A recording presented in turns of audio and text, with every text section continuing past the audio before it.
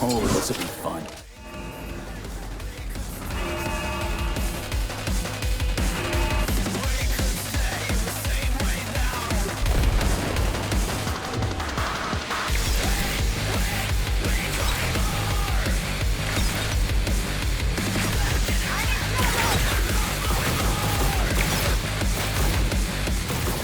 Kept you waiting, huh?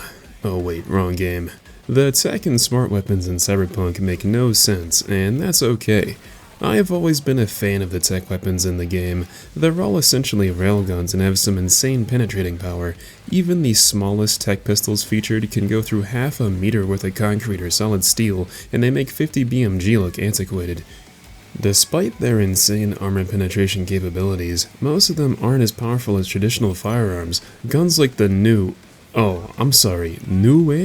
New The New is more powerful than most of the tech pistols, but can hardly go through any solid materials. Since most enemies you fight are chrome to their dome, this means armor penetration is something most Night City residents have to think about. Smart weapons, on the other hand, have always rubbed me the wrong way. I genuinely felt like I could aim better than whatever Smart Link tech Arasaka could come up with. And what happens if your gun gets hacked, or if you forget to charge it after the last range session?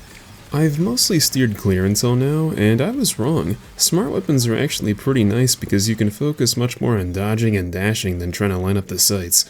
Smart weapons use gyrojet projectiles. This tech has actually been around since the 60s in case we ever needed to fire guns in space, because traditional firearms would probably lock up and overheat instantly. Allegedly. Gyrojets fire one contained rocket-propelled unit. There's no cases to worry about. The problem is, 60 years ago, they were so bad they bordered on useless. But by 2077, they are extremely precise and considered reliable. They also use a smart link system, which is an implant you need to have installed to use them effectively. Without it, the guns are so inaccurate you might as well just get a regular gun. The problem is smart weapons are much weaker on average than the other two types of pistols, and it's no surprise, you can see the projectiles travel quite clearly. The explosive payload can't beat out raw velocity, it seems. You almost never flatline someone in one shot, and the shots aren't always guaranteed to hit, so expect to spray and pray with these things. You do get the benefit of them going around cover like Wanted or something, but I find this to be pretty unreliable. Well, now that we got that brief overview out of the way, let's take a look at the tech weapons first. First up, let's take a look at the Arasaka JXE X2 Kenshin. Yeah, a lot of the weapons today are going to sound like motherboard model numbers. The Kenshin is regarded as one of the best machine pistols on the market, and I can see why. The gun is quite sleek and small for Night City standards, and it's a very low recoiling, easy to use weapon. It usually fires in 2-round bursts which aren't too powerful on their own, but if you charge the weapon, it can punch through pretty much any material you'll come across. The gun uses tungsten-tipped ammunition, which aids in armor penetration and features a built-in holographic sighting system. I really like the sight picture and find aftermarket sights to be a waste because they ruin the gun's sleek profile. The gun does seem to have a lot of automated moving parts, which I would think would make it hard to maintain, but Arasaka makes pretty high-quality weapons, and it doesn't have poor reliability reputation like the Nova. It is used by Arasaka operators, so clearly they have faith in the design. I do find it somewhat odd that the rounds look like a magazine follower. Anyone who uses traditional firearms would be confused doing a press check, but if you can afford a Kenshin, you can probably afford Kiroshi optics to see how much ammo you have. Someone suggested that I should use the Chaos variant, and I can see why. It applies a random effect on reload like being more powerful or shooting incendiary rounds, and this is definitely the best variant that I've found. It'd be nice to select which mode you want to use though. I don't like using incendiary only weapons, but it'd be nice to have the option. Overall, I think it's one of the coolest designs in the game, and I don't really have any criticisms. If we ever get to the point where we have actual railgun pistols, this is what I assume they would look like. The same can't be said for the other competing designs. And next up is the M76E Omaha, and not only is this one of my favorite tech weapons to actually use, it's one of my favorite designs in the game. I could stare at this thing for hours. The weapon is designed by Militech and actually functions more like a shotgun. The gun is based on the M10 Lexington and uses technology from the Tycon, which is a much older design. Every time I pull this thing out, I just get mesmerized. It boots up like a transformer and gives you this sense of quality. Considering all Militech weapons are designed for police and military use, reliability and ease of maintenance was a core design philosophy. The weapon is also extremely effective. It has the power of a full-size shotgun or rifle and one of the smallest guns in the game dimensions-wise. Each individual projectile feels like they're as powerful as the Kenshin, and you shoot 3 at once in a Predator-style layout. When you're actually using the Omaha, you don't have to think about the projectile spread. They all fire in a pretty tight cluster, and the gun can still be used 50 meters away from the target. The biggest downside is the magazine capacity. You can only fire 9 times, which is kind of a bummer, but the power more than makes up for it. For me, the Omaha is a highlight of the tech weapons in the game. It feels futuristic yet grounded at the same time. While its per-shot lethality is still behind some of the hardest-hitting power pistols, the ease of use and low recoil make it much more consistent in actual combat. Instead of diligently lining up your sights, just throw 27 projectiles at the problem and it'll solve itself. The weapon spread was actually a bonus when firing from vehicles too. So those were probably the only 2 reasonable weapons in the video. We're about to hop onto the wacko train. The RT-46 Birya translates to Storm, and hot damn, they weren't kidding. This revolver is arguably the most powerful one-handed weapon in the game, and it better be with its massive size. This is another firearm from Tektronika, which means absolute power is the #1 priority. The manufacturer recommends some sort of advanced skeletal cyberware to use safely, so something like titanium bones or gorilla arms are almost necessary. If someone who was natural were to use this weapon, it's very likely they would break their wrist or even their whole arm. This is the weapon you pull out when you're way over your head and you need the threat to go down. The weapon is massively powerful in its normal firing mode, but you can charge it up and the devastation is almost comical. No one's getting an open casket if you decide to use this thing. The built-in holographic sighting system makes most aftermarket options redundant. Honestly, pretty impressive for a Russian firearm design. Even with the nice sights, using this weapon is very punishing. It might have the most recoil out of all the pistols, and the gun only holds 4 rounds, so you really gotta take your time with this thing. If you miss, it takes almost a full second to resettle again, so you better be confident in your aim whenever you're using this behemoth. Despite the massive size and weight, V seems to treat this thing like a joy toy. It has some of the slickest reloads in the game. In one fell swoop, you push out the 1 kilogram cylinder out and slap in a new one in under 2 seconds. This gun, the Mattel, and the Overture are the only pistols in the game that have more stopping power than the 3516, and unlike the Mattel and Overture, the RT-46 can compete with the Malorian's penetrating power as well. If you charge this thing up, it can punch through the entire Night City skyline. I find this gun to be insane. It's way too unwieldy for normal use, but if you're fighting a cyber psycho, accepts no substitute. I don't think a gun like this would ever be made in real life, but in Cyberpunk's psyched up world, it makes sense. It reminds me of the RSH-12 revolver, which is a Russian 50 caliber monster. Next up is the Militech Tycon. This was the predecessor to the Omaha, and no wonder this thing was replaced. It might as well be a two-handed weapon. It fires in 3-round bursts with a 21-round magazine, so it doesn't have quite the same amount of projectiles, and it also takes longer to fire. You can charge the weapon to fire all at once, but there's a pretty lengthy delay. The variant called the Pariah is one of the only tech weapons that can be suppressed, but I wouldn't use this thing over the Unity or Liberty. I suppose you can shoot through walls if you know where enemies are, but if you have a Sendevistan like I do, it's pretty pointless. Despite being a borderline antique in the lore, it features a really nice holographic sight. It's actually really clear and concise and probably the best aspect of the weapon. Weirdly enough, the Omaha uses traditional sights, so I'm not sure why they decided to downgrade. Perhaps it was to keep the weapon cost down because that gun costs a lot more to produce. But as for the Tycon, I'm not sure why there's a huge growth on the front of the weapon. I assumed this is where the magazine went, but no, it goes in the grip like you'd expect.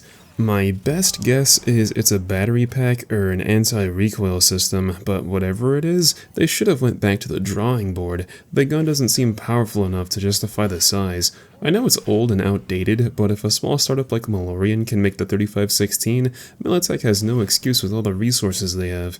This is one of my least favorite weapons when it comes to design language, but if you need to shoot through 3 feet of solid concrete undetected, the Pariah is one of your only options. The regular Tycon can go in the bin.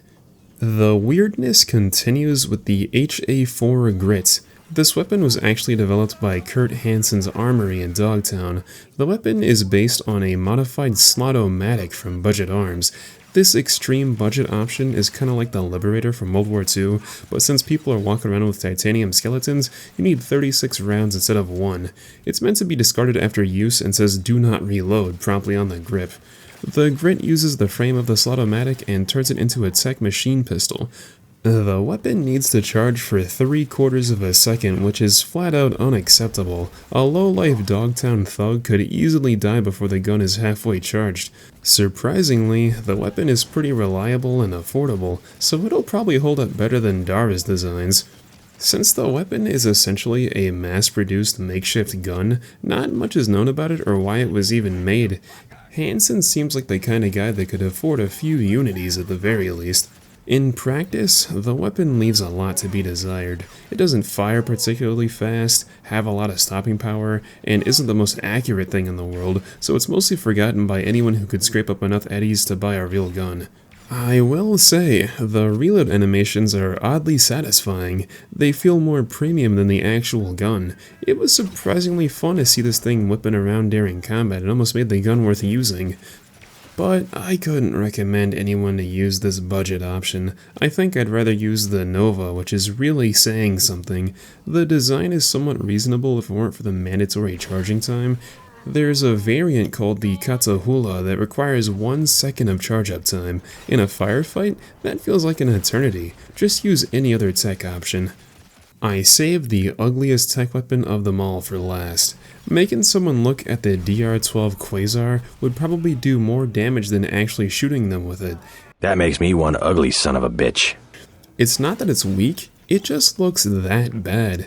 From the side view, you can already tell it looks like a half-finished receiver, but when you actually pull this thing out, your cyberware starts to short-circuit. This 20-round revolver makes the Mattel look like a classic Italian firearm in comparison. It allegedly fires birdshot, but it functions like any other tech projectile. It can punch through a decent amount of material, but it's not that powerful on a per-shot basis, so get ready to empty the removable cylinder. My Quasar is gold, which really adds to the visual iniquity. I almost got blinded from all that ice a couple times. I forgot to mention that it's a bullpup, which means it's one of the only weapons in the game that you couldn't use as a left-handed person. Not like they're missing much. I don't think this weapon performs well enough to justify its awful form factor. While the fully automatic charge-up mode is decent, the psychological damage it induces on the user isn't worth it. It's like dissonant whispers from D&D. Don't let this gun flood your subconscious. I just can't stop harping on about this gun's visuals. Forget Cyberpunk, this is one of the most appalling weapon designs from fictional media. It makes some of the modern Borderlands weapons look like museum-grade art pieces. I hated getting footage for this gun. Complete aura loss. It's unsalvageable design-wise. If you manage to get past the design, it performs decently, but it's nothing special. It is moderately powerful on a per-shot basis, but just use a real revolver like the Overture. Okay, the worst is over. It's time to cover the smart pistols. While I'm not saying the following weapons are the most practical, at least some of them have some pretty cool designs. The Arisaka HJKE-11 Yukimura is the gyrojet counterpart to the Kenshin. What the hell does HJKE stand for? It literally seems like the designers at Arisaka hit 3 letters in a row on their keyboard and called it a day. This was the gun that actually kickstarted the smart gun revolution, letting any gonk hit a target if they fire enough rounds. It's pretty bulky and seems to be much more complicated than the Kenshin, but Arisaka makes quality weapons and it's been around for over 30 years, so it stood the test of time. It fires in 3-round bursts with a somewhat lengthy delay, so the gun feels quite chunky to use. I really like the blue vapor left behind when removing the magazine. I don't think the design is bad, it's just what they had to do to get the smart system to work. The magazine is top-loaded similar to a P90, but also requires the user to hit a slide release to actually chamber a round. I don't know why, but something about this gun seems like it should do that automatically. There's so many moving parts and technology packed into this thing, I'm surprised it doesn't do it for you. It's actually pretty powerful, and if the gun can actually land 3 hits on a crit spot, it feels just as good to use as any other pistol. The problem is when it misses or tries to target a weak point behind cover, it feels extremely punishing because there's nothing you can do about it except hit the electric slide all over the place. Overall, I do like this weapon, and it changed my opinion on smart weapons, but I'd rather use the Kenshin to be honest. It also doesn't help it doesn't look nearly as cool as that gun either. Next up is a Tsunami Kappa, which translates to River Monster. It's one of 3 supernatural entities in Japan folklore, just like the Niue. I had no idea this is what the tsunami guns were named after. It sort of makes them a bit more imposing. It also helps that the Kappa is freaking awesome. This is easily my favorite smart weapon to use. The gun is powered by an AI, which is kinda scary. Imagine asking Gemini to write a combat script and trusting it with full functionality to have the wherewithal to detect enemies in a crowd. I gotta give Tsunami credit though, it works really well. It's also fully automatic and considered to be the best smart pistol after a software update. Man, imagine flashing firmware onto your gun like it's a fucking PS3, but it hasn't quite outsold the other smart gun options due to its insane price tag. This is one of the priciest guns you can buy. The performance makes it worth it though, you gotta pay to play. With how fast the gun fires, I found you don't really need to wait for it to lock on unlike the Yukimura. I mostly use this thing in danger close, so you usually hit the target whether it's locked on or not. The gun's report makes it sound like you're firing a much bigger machine gun, and its rhythmic chattering is almost soothing in a cyberpsychosis kind of way. It sounds like such a high-quality machine that you feel emboldened in combat. You make riskier plays and get closer and it just pays off. Tsunami really does feel like the cream of the crop when it comes to guns.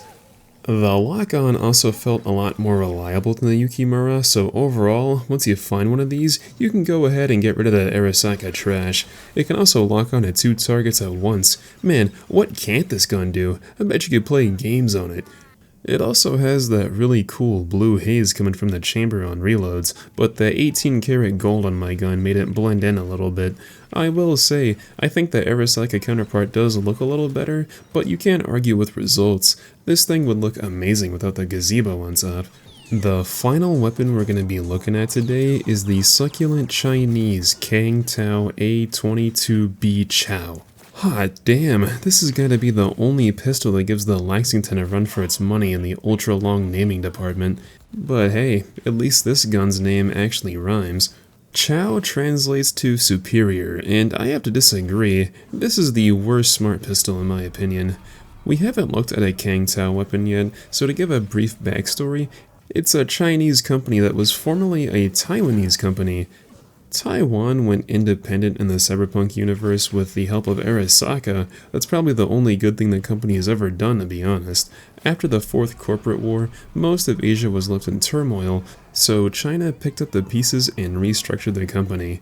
Just like most Chinese products, the Chow was a stolen design. The designer who made the Yukimura also made this weapon, and it acts more like a side grade.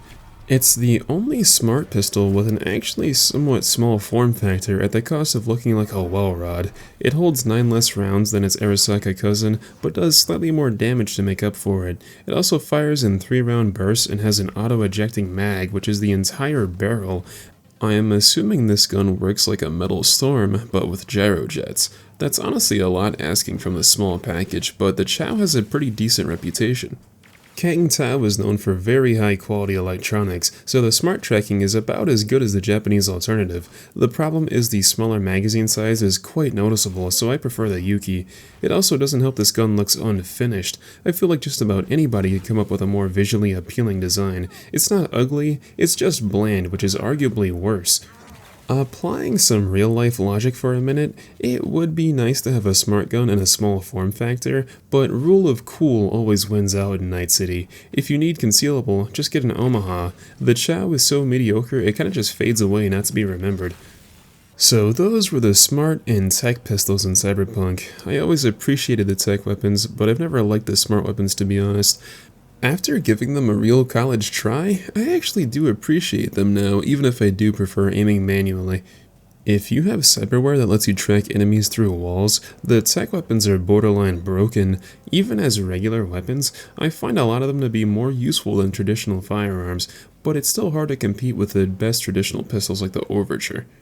I should have mentioned this in the first video, but the data crash had a huge effect on weapon development. If you're unaware, the original internet almost got completely wiped out in 2022 by rogue AIs. This is why the Black Wall was created. It was to block off infected sections of the internet. Subsequently, a ton of local networks, often referred to as intranets, were constructed and usually only accessible by one city or perhaps a county. The data crash was so bad, many companies returned to using old-school physical punch cards for basic data entry and security purposes. This also allowed corps to have a very firm grasp on the information they allow you to see. The problem is a ton of technology was completely lost, including weapon development.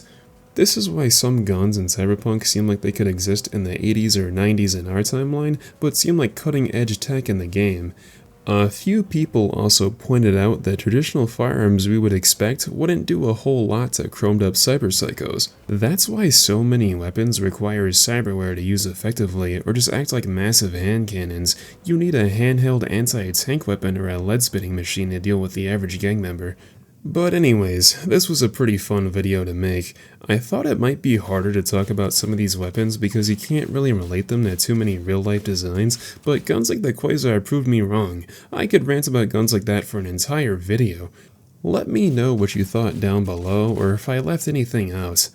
I'll probably cover all the SMGs next since there aren't too many different models, but I still have a lot to say about guns like the Senko.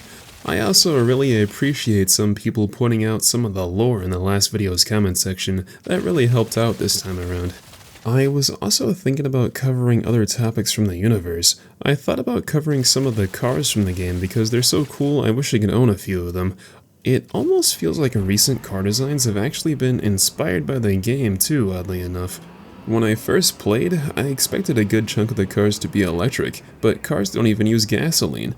At first, it seemed weird because they were still 4,000-pound muscle cars with V8s, but since they use synthetic fuel, companies can bring back retro designs that people actually want to buy. I'd probably cover all of Quadra's vehicles first, or perhaps all the muscle car type vehicles. I also wouldn't mind going more in depth about the data crash or the corporate wars, but I'm open to suggestions. If there's any topics you'd like to see, let me know. But anyways, a couple of scavengers are giving me the side eye, so I'm gonna go. I'll catch you guys later.